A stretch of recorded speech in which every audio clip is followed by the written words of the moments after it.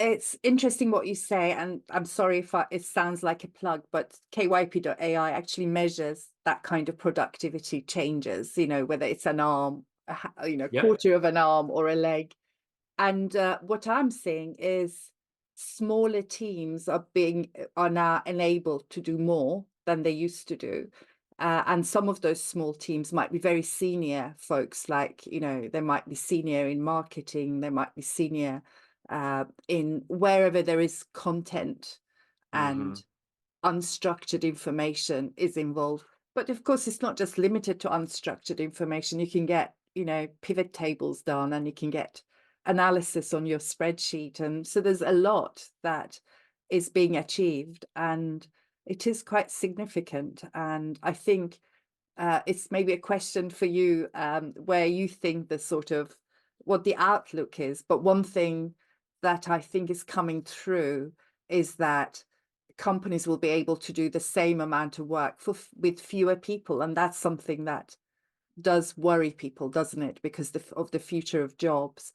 So let's sort of pivot to talk about the future and the outlook. What do you think, maybe in the sort of near future? Where do you think we are heading in Hmm.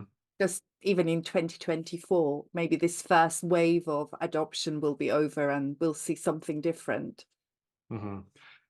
Yeah, I hope so. I think what we are going to see across the rest of 2024 is a continuation of proof of MVPs, proof of values, pilots, and then I think we're going to start to see some things in production. I hope by the end of the year we're starting to see more research done on true enterprise productivity improvements. I think we've seen a lot of research on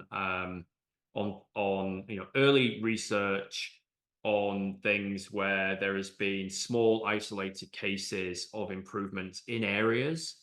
But I think a lot of this is being done, in siloed, in certain staged environments, and I do worry that we as an industry are putting too much value on the potential of Gen AI to Mm, transform work. mm, And I think we're going to see over the next, 8 to 12 months that there is a dose of realism attached to this technology, and that we will soon realize that it on its own is not truly transformational, but it's an excellent tool to have in the toolkit.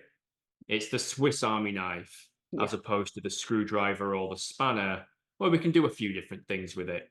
And I'm also hopeful that we are going to break out of our current mindset, which I think is iterating versus truly transforming. And I hope we're going to start to see people utilize the technology in ways that is different to what we've been doing over the past 10, 20 years.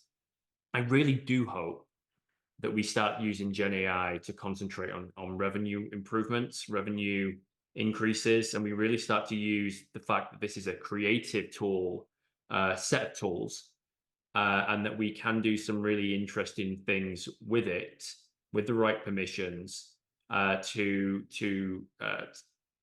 personalize, truly personalize experiences.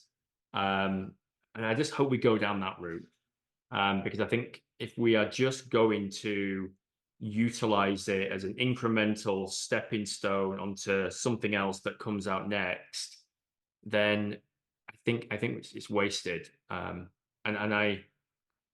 talk, about a great example. I was doing a panel at the travel and hospitality event a few weeks ago. I had a couple of the hyperscalers with me. I had a couple of other consultancy agencies, and everyone was talking about the use of Gen AI in the form of chatbots. All of them. You've got to go fast. You've got to go really quick, and it's all about chatbots. And I just said, "Hey guys, look, I'm gonna disagree here. First of all, I don't think you have to move fast. The world doesn't change that fast. And even if technology was on an exponential growth curve, which it is, businesses are businesses. The enterprise is an enterprise, right? We're oil tankers. Gen AI is a speedboat. There is no way that you're going to you are going to turn this oil tanker around with 5, 10 little speedboats, right? That's not going to happen. Number one. Number two, we're in the travel and hospitality industry. What is our purpose? It's to create experiences that create lasting memories. That's the whole purpose, right? Travel and hospitality. It's those things. You're talking about using Gen AI to answer questions. I want to use Gen AI to boost revenue. Imagine if you were a successful hotel chain and you are looking to increase your revenue using Gen AI. And instead of having a targeted Facebook message that says, "Hey, choose Marriott," imagine if it's me, the person that you're approaching, is sat on the sun lounger in the video that you've created to promote your hotel for me and my family. We can do that with Gen AI now. And we're seeing this from single photos. You can make videos. We saw this released a couple of days ago, and there's a Hey Gen and other capabilities. So we have this ability. We just need somebody to take ownership of that and actually use this technology to do things that other technologies can't do, versus chatbots and answering questions. So I think we have a real opportunity over the next, and I hope I start seeing this in the next 8 to 12 months. New and interesting user cases come out, as opposed to the same old, which is really starting to cause me. It's starting to make me lose interest, which isn't a good thing.